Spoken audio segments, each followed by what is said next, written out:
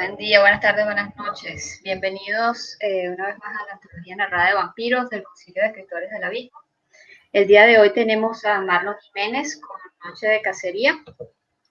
En esta historia, una vampira europea llega a Sudamérica intrigada por un territorio aparentemente libre de sus congéneres.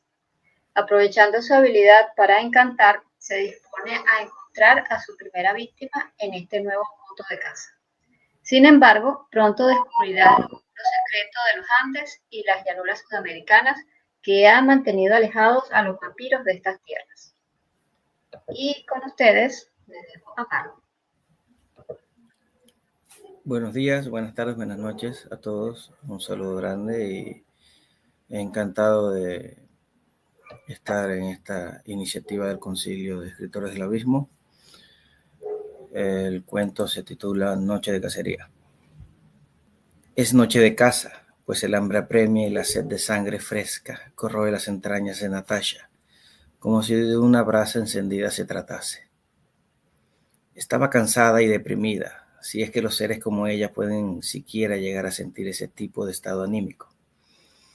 Quizás algo que lo definiría mejor sería hastío, a esa sensación de anodinia y aburrimiento de permanecer siempre en el mismo sitio, haciendo lo mismo todo el tiempo. Quizás era lo que le quedaba de recuerdos de su humanidad y su juventud, que sé que siguiera sintiendo esas sensaciones tan humanas y ese desespero innato de las personas jóvenes por la aventura. Ya la vieja Europa estaba atestada de sus congéneres, que no hacían nada más que actuar como estirados aristócratas con aires victorianos o ser unos totales y salvajes indigentes en las calles, actuando peor que animales y presas de sus propios instintos.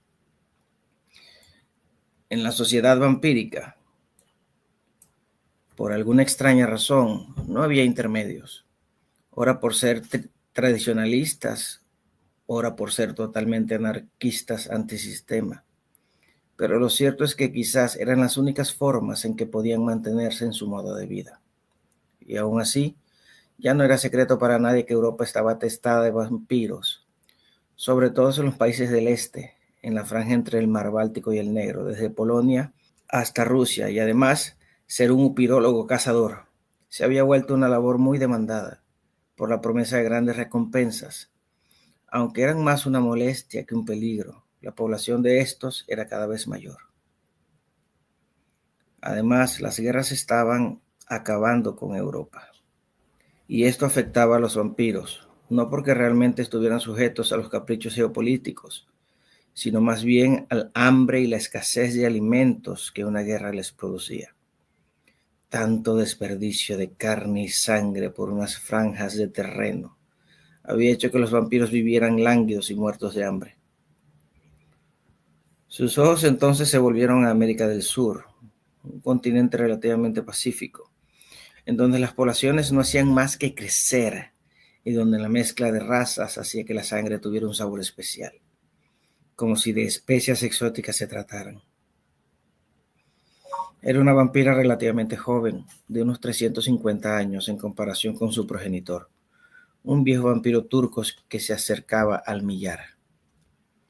Con el pasar de los años todavía no entendía cómo era posible que sus congéneres prefirieran seguir en los viejos y derruidos castillos europeos, o viviendo en mansiones y casonas inmensas, muchas de ellas de más de 200 años de antigüedad, sabiendo que América Latina estaba tan vibrante de vida, de oportunidades y de presas. Presas que eran deliciosas y atrayentes y por las cuales había creado un gusto especial y único, al probar algunas de ellas en forma de turistas que visitaban Europa.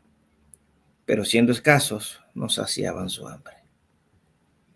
Había llegado al Nuevo Mundo con los primeros colonos españoles, haciéndose pasar por una mujer pobre y sin hogar, con la promesa de más espacio, más libertad y más presas.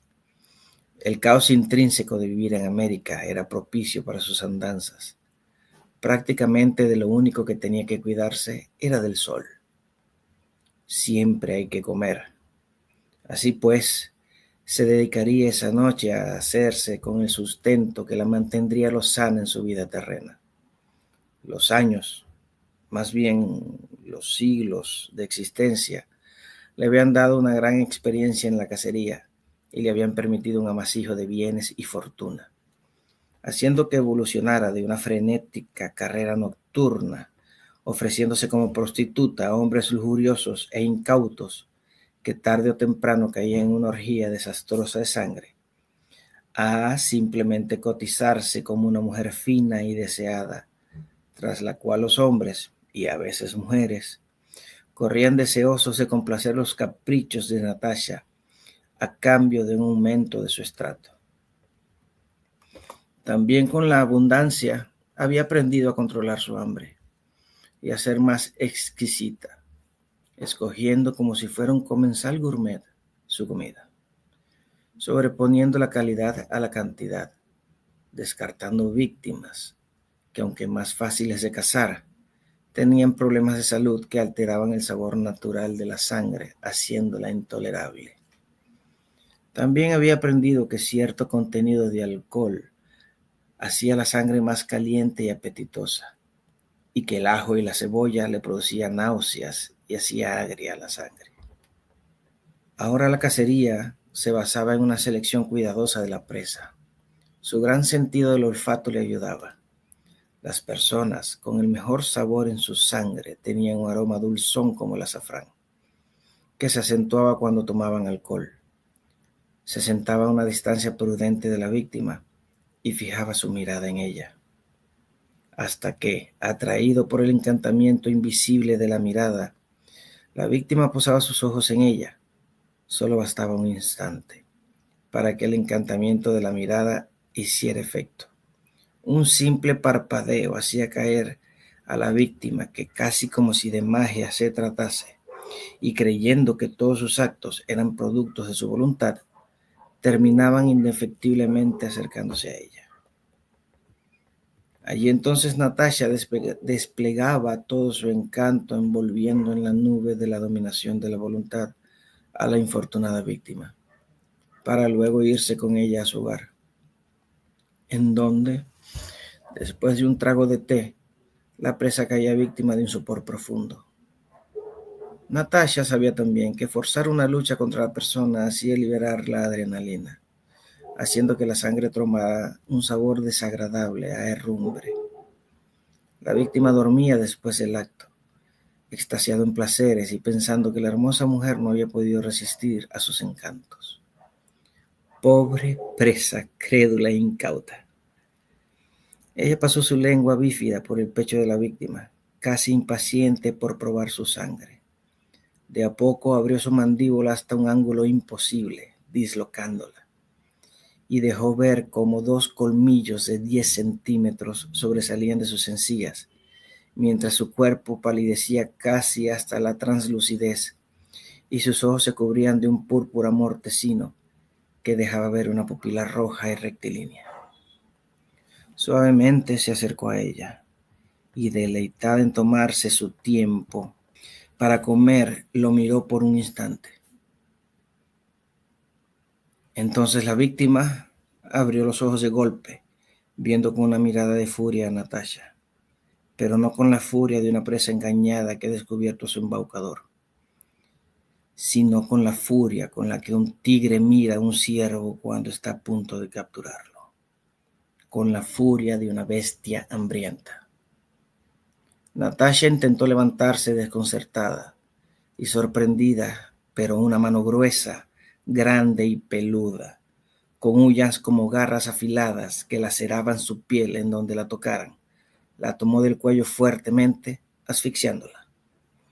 Por fin había entendido por qué los vampiros más viejos evitaban América, porque había criaturas más terribles que ellos y que cualquiera que jamás hubiese conocido.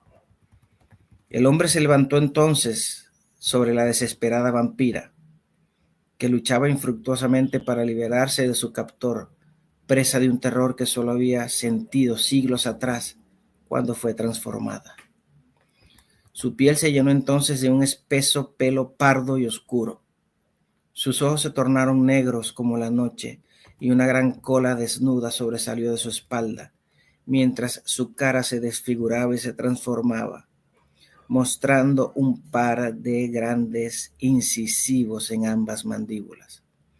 Y con voz ya chillona y gutural le dijo a Natasha: pobre ilusa, jamás había tenido una cacería tan fácil como la tuya.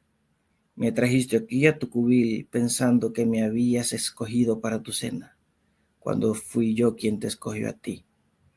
Ni siquiera los pobres humanos comunes son tan confiados como los de tu tipo.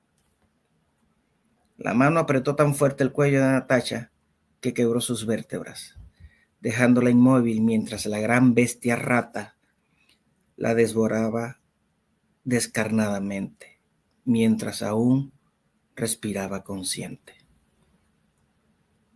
Fin. No se olviden de darle like y compartir.